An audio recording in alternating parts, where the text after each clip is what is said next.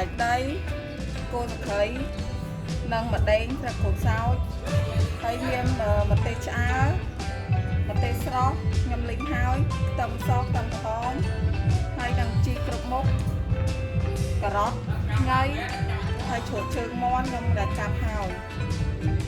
អានេះគ្រឿងផ្សំវាជ្រក់ជើងមាន់ធម្មតាវាអត់មានស្រេចដីជាគ្រប់មុខទេយើងថែមពីហ្នឹងរសជាតិវាកាន់តែឆ្ងាញ់ដើមស្ងោរជើងមាន់ហើយដាក់គល់ស្លឹកជាធម្មតាគល់ស្លឹកហ្នឹងគេចិតជាចំណត់ក៏បានប៉ុន្តែខ្ញុំហាន់ស្ដើងហើយខ្ញុំទុកគល់ស្លឹកប៉ុណ្ណេះយកទៅលាយជាមួយភាគច្រើនគេហាន់ជាចំណិតខ្ញុំខុសពីគេខ្ញុំហាន់ចេះឲ្យវាមានរសជាតិកាន់តែឆ្ងាញ់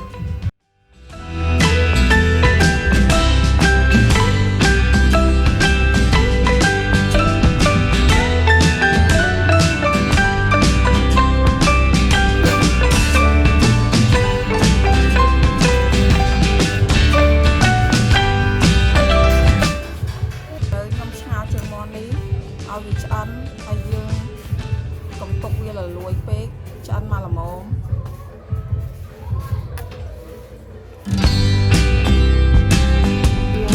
ដើម្បីស្រូបជើងមាន់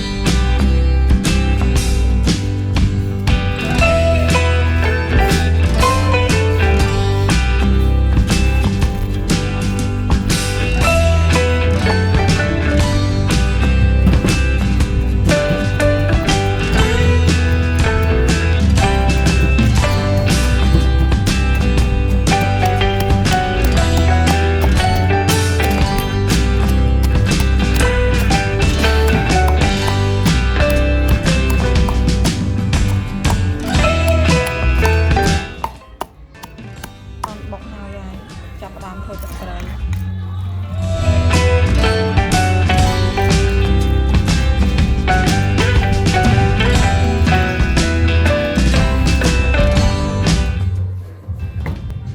រឿងផ្សំចេក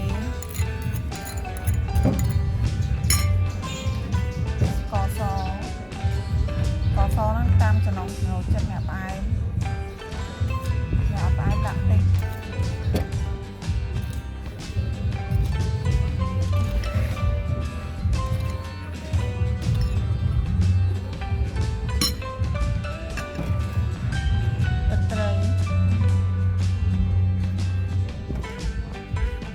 កន្លះកូនចាន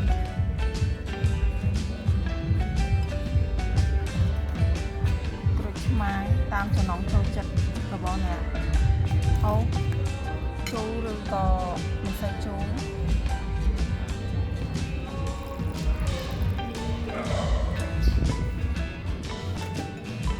ដល់នឹងកោវាទៅนะคะគេមិនសូវចូលចិត្តហឹរគេដាក់វាទៅល្មមប៉ុន្តែខ្ញុំចូលចិត្តហឹរដាក់វាច្រើនត្រីនឹងរសជាតិជូរហឹរប្រៃផ្អែមបានជើងមាន់យើងឆ្ងាញ់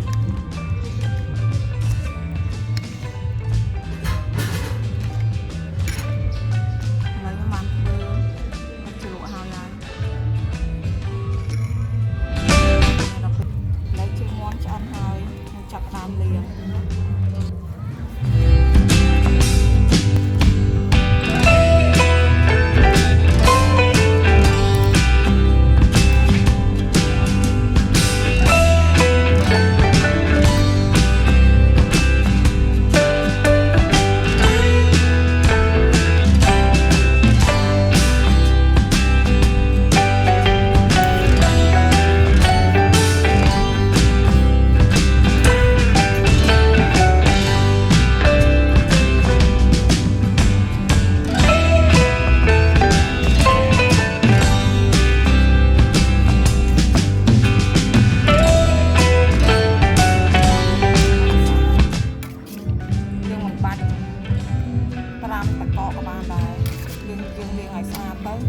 ទុកឲ្យស្ងោរទឹក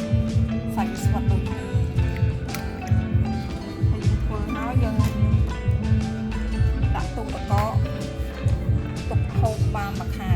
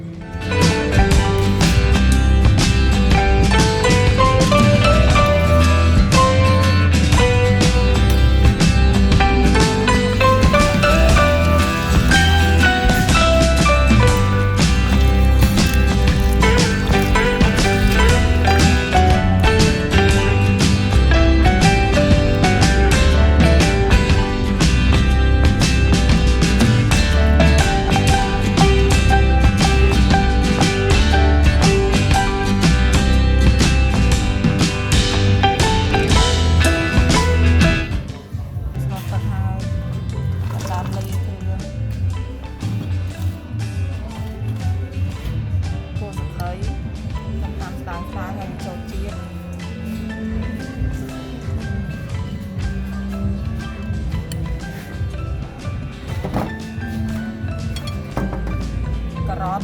ញ៉ៃ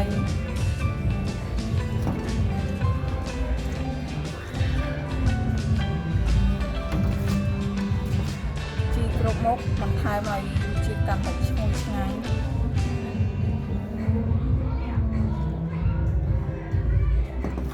សណ្តែកដីយើងដាក់សណ្តែកដីទៅរសជាតិវាកាន់តែឆ្ងាញ់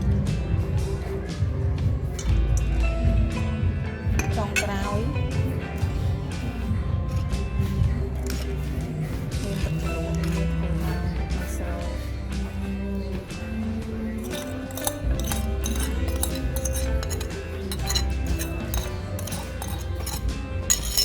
នេះ